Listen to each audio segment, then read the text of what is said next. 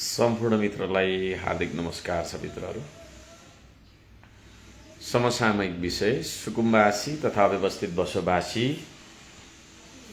विस्थापन कि व्यवस्थापन, यो विषयमा हामी सबैजनाले बोल्नुपर्ने बेला आएको छ। यहाँ सबैजनालाई म साँचो र सही कुरा के हो भन्ने बारेमा बुझाउने कोसिस गर्नेछु। हिजो म थापाथली, मनोहरा लगायतका ठाउँहरूमा स्थलगत अवलोकनमा गएँ। जाँदाखेरि त्यहाँनिर उराठ लाग्दो स्थिति, बिरह चल्दो स्थिति छ। हेर्नेलाई त्यस्तो लागेको छ भने भोग्नेलाई कस्तो लागेको होला। मैले सरकारलाई सदनको पहिलो बैठकमै पनि लेखेर पनि बुझाएको थिएँ, तर उहाँहरूले त्यसलाई रद्दीको टोकरीमा हाल्नुभयो होला। प्रतिपक्षले के भन्दैछ, प्रतिपक्ष दलका जिम्मेवार व्यक्तिहरूले के भन्दैछन्, कस्ता सल्लाह सुझावहरू दिँदैछन् भन्ने कुरा यो सरकारले गम्भीर भएर सुन्नुपर्छ, विश्लेषण गर्नुपर्छ, बुझ्नुपर्छ र आफूले बनाउने नीति तथा कार्यक्रममा समावेश गर्नुपर्छ। त्यो मान्यता त्यसरी जानुपर्छ देश।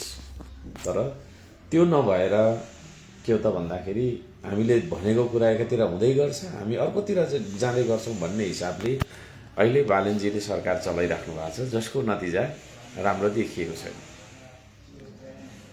त्यसरी चाहिँ नि तपाईँको भत्किएका घरहरूमा मान्छेका सपनाहरू भत्किएका देखेँ मैले। त्यहाँ मान्छेको बाँच्न पाउने अधिकार, आधारभूत बासको अधिकारहरू हनन भएको देखेँ मैले। त्यहाँ होला ती बस्तीहरूमा तपाईँको चाहिँ नि सुकुम्बासी मात्रै थिएनन्, त्यहाँनिर हुकुमबासीहरू पनि थिए होलान्। को चाहिँ जग्गा दलालहरू छन् त त्यहाँ, को चाहिँ जग्गाको चाहिँ तपाईँको कारोबारीहरू त्यहाँनिर घुसेर होइन, अर्कोतिर पनि एउटा घर, त्यहाँ पनि अर्को घर, त्यस्तो घर थुप्रै, त्यस्ता मान्छेहरू को थिए त र को चाहिँ तपाईँको गरिबहरू थिए त त्यहाँनिर भन्ने कुरा राम्रोसँग छानबिन गरेर केलाएर चामलमा ढुङ्गा, बिया, विभिन्न खालका चाहिँ अनावश्यक तपाईँको चाहिँ पदार्थहरू हुन्छन्, ती पदार्थलाई केलाएर जसरी हामीले चामललाई निकाल्छौँ त्यस्तै तरिकाले केलाएर यो कदम चाल्नुपर्छ, व्यवस्थापनको बाटोमा जानुपर्छ, विस्थापनको बाटोमा जानु हुँदैन भनेर मैले सल्लाह दिएकै हो। मैले भेटेर पनि भने हो, तर उहाँले जे खालको कदम चाल्नुभयो त्यो अत्यन्तै पाशविक, अमानवीय, आताताई होइन, आतङ्ककारी शैलीको चाहिँ के अरे कदम रहेको छ। म यहाँ सबैजनालाई यो बुझ्नका लागि अनुरोध गर्न चाहन्छु। साँचो कुरा बुझ्नुपर्छ, सही कुरा मान्नुपर्छ हामीले।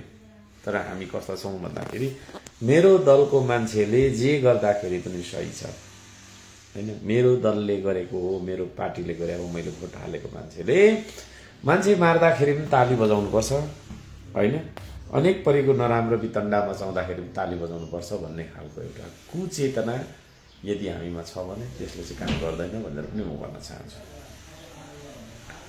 र त्यसरी चाहिँ नै होल्डिङ सेन्टरहरूमा पनि गइयो, जाँदाखेरि त्यहाँ पनि पर्याप्त ठाउँहरू छैन, एउटा सानो तपाईँको टेन्टमा राखेका छन्। त्यहाँ बसेका मान्छेहरू, अब होल्डिङ सेन्टर भनिएको छ, त्यो होल्डिङ सेन्टरमा राखिएका मान्छेहरू है का केटाकेटीहरू स्कुल जान पाएका छैनन्। त्यहाँनिर मान्छेहरू विराम भइराखेको अवस्थाहरू पनि हुनसक्छ। त्यहाँनिर मान्छेहरू चाहिँ तपाईँको खाना नपाएर बसिरहेको अवस्था पनि हुनसक्छ। धेरै मान्छेहरू, हजारौँको सङ्ख्यामा मान्छेहरू नाम टिपाइरहेको मैले देखेँ 10 वर्ष खसाला। यो गर्नु चाहिँ घर भत्काउनु पूर्व गर्नु पर्थ्यो सरकारले, तर त्यो पूर्व नगरेर तपाईँको चाहिँ त्यस पछाडि गर्नु कारणले गर्दाखेरि यो समस्या आएको छ। यहाँहरू सबैजनाले सङ्गठित बन्नका लागि र यो सरकारले चालिराखेको यो खालको कदमको विरुद्धमा होइन आवाज उठाउनका लागि, एकत्रित भएर आवाज उठाउनका लागि म आह्वान गर्दछु सबैजनालाई। देशभरको ऐलानीमा को बस्दैछ भनेर लगत उठाउन लाउने होइन, अनि एक खालको फरमान होइन जारी गर्ने, एक खालको उर्दी जारी गर्ने, यस्तो गर्नुपर्छ उस्तो गर्नुपर्छ भनेर त्यस्ता खालका मान्छेहरूले गर्दाखेरि चाहिँ के भयो त भन्दाखेरि देशभर होइन सुकुम्बासीहरूलाई चाहिँ उठाउने भन्ने खालको योजना जुन सरकारले बुनेको छ यो सरासर गलत छ। त्यसो गर्न पाइँदैन, त्यसो गर्न दिइँदैन। म सबैजनालाई त्यो भन्न चाहन्छु।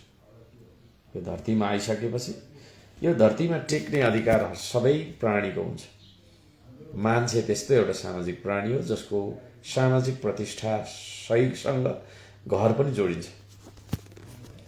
आज ती तपाईँका छैन के अरे सुकुम्बासी बस्तीमा बिजोग भएर बस्ने मान्छेहरू, उनीहरूको मनमा के लागिरहेको होला? बढाउनेले भ्युज बढाए, रिपोर्ट गर्नेले रिपोर्ट गरे, समाचार लेख्नेले समाचार लेखे, तर भोग्ने मान्छेले के भोगिरहेको होला त?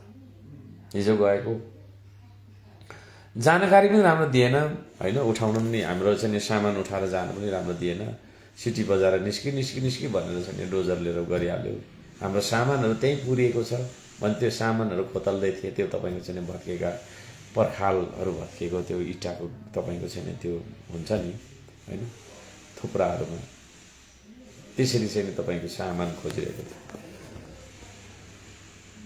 कतिले होइन मेरो पैसा त्यहाँनिर पुरिएको छ, यति थियो, केही थोरै मैले कमाएर ल्याएको थिएँ, कतिले यति यस्तो भएको थियो भन्ने हिसाबले चाहिँ उहाँहरूले गुनासो गरिरहेको देखेको थियो।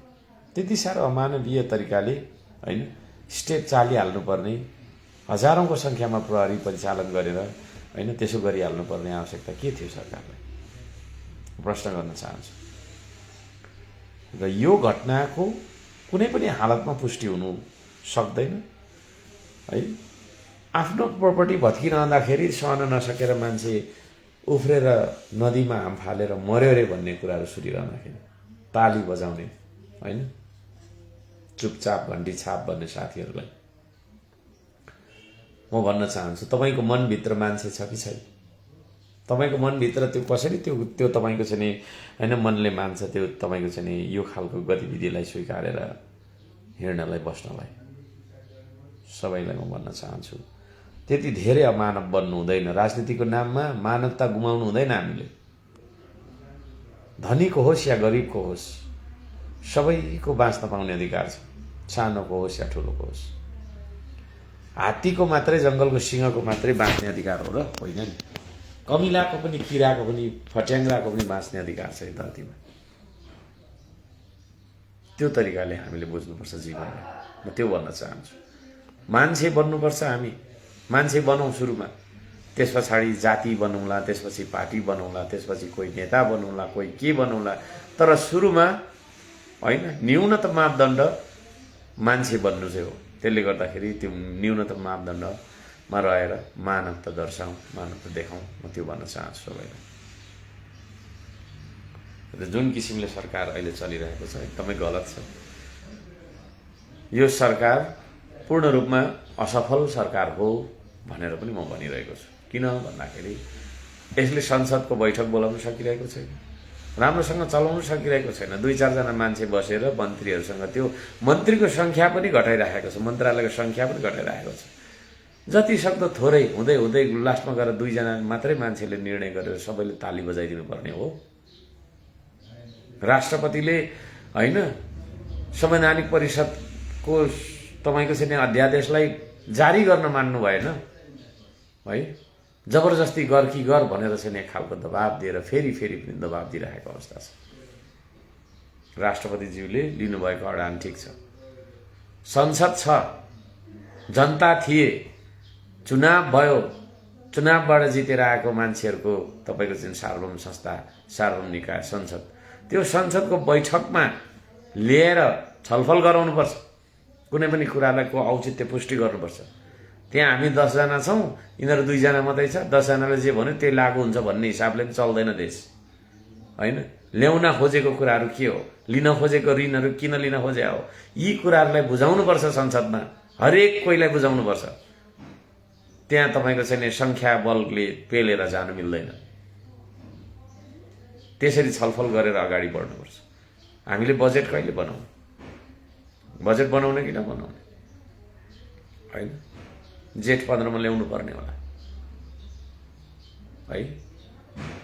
कहिले बजेट ल्याउने, कसले बनाउँदैछ त्यो बजेट, त्यसमा खोइ हाम्रो सहभागिता, खोइ हाम्रो चाहिँ नि तपाईँको चाहिँ योजनाको प्रतिबिम्ब त्यहाँ यसरी चलिरहेको अवस्था छ। त्यसले गर्दाखेरि होइन अपारदर्शी, सुशासन कायम नसक्ने, आताताई होइन, जनतालाई दुःख दिने, रुवाउने, डर धम्की देखाउने डोजर, प्रहरीको बुट, प्रहरीको लट्ठी र बन्दुक मात्रै देखाएर देश चलाउँछु भन्ने हिसाबले जुन हिसाबले गएको छ यो सरकार पूर्ण रूपमा असफल छ। राजीनामा दिएर बाटो प्रशस्त गरिदिनको लागि होइन म सुझाव दिन्छु। यतिखेर राम्रो मेसेज गएन, जनतालाई तपाईँको चाहिँ जताततै तपाईँको चाहिँ असन्तुष्ट बनाएर।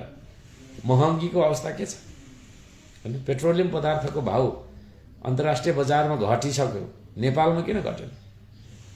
यो महँगीको विरुद्धमा होइन, महँगीको विरुद्धमा हामीले राखेका कुराहरू किन अनसुना र अनदेखा गरिरहेको छ सरकारले? जवाफदेहिता खोइ? पत्रकारदेखि भाग्ने, लुक्ने, कोसौँ टाढा भाग्ने, नबोल्ने, 2-4 मान्छेले जे सल्लाह दिन्छ त्यसैलाई अध्यादेश बनाएर अगाडि जाने, यस्तो हिसाबले देश चल्दैन। यस्तो हिसाबले देश चल्दैन। सरकारले के गर्न खोजेको हो त्यसलाई सार्वजनिक गरेर त्यसको पुष्टिसहित सार्वजनिक गर्नुपर्छ। फेरि यस्तो गर्ने मात्रै भन्दैन, किन गर्ने भन्ने हिसाबले चाहिँ सार्वजनिक हिसाबले चाहिँ बुझाएर लोकतन्त्रलाई होइन बलियो बनाउनेतर्फ लाग्नुपर्छ भन्ने चिज। ती कुराहरू गरेको तपाईँको चाहिँ देखिएन। त्यसो भएको कारणले गर्दाखेरि मार्ग प्रशस्त गरिदिँदाखेरि हुन्छ। प्रतिपक्षीको आवाजलाई अनसुना अनदेखा गर्ने होइन, पत्रकारलाई निषेध गर्ने। त्यो सिंहदरबार भनेको कुनै व्यक्तिको निजी सम्पत्ति होइन, यो हेक्कार होस्। त्यो कुर्सी पनि कसैको निजी सम्पत्ति र निजी तपाईँको चाहिँ वीरता कसैको होइन, त्यो हेक्कार होस्। जनता भन्दा ठुलो कोही पनि हुँदैन। आज जनताको बास उठाएर सारा जनतालाई दुःख दिएर होइन जुन किसिमले सरकारले चाहिँ लट्ठी र बन्दुकको भरमा शासन गर्छु भनेर भनेको छ, यो सरासर गलत छ। यसको भण्डाफोर सर्वोपरि सबैतिरबाट गरिनु जरुरी छ। यहाँहरू सबैजनालाई न्यायको यो आवाजसँग जोडिनका लागि म अनुरोध गर्न चाहन्छु। श्रम संस्कृतिमा आबद्ध रहनुहुने सम्पूर्ण श्रमदाताहरूलाई म भन्न चाहन्छु, तपाईँको पालिकामा होइन के कति सुकुम्बासीहरू छन्, उहाँहरूको टोलमा जानुहोस्, सङ्गठित गर्नुहोस् र ती बोल्न नसकेका मान्छेहरूलाई, ती हिँड्न नसकेका मान्छेहरूलाई, ती न्याय नपाएका मान्छेहरूलाई, ती खान नपाएका मान्छेहरूलाई जसको चाहिँ एउटा शिर लुकाउने ठाउँ नभएर चाहिँ आकाश पनि सुतिरहनु बाध्य हुनुभएको छ, उहाँहरू सबैजनालाई सङ्गठित गर्नुहोस्। यहाँहरू सबैजनालाई यो आह्वान गर्न चाहन्छु भन्दै अहिलेलाई बिदा भएँ। नमस्ते, सजाय होस्।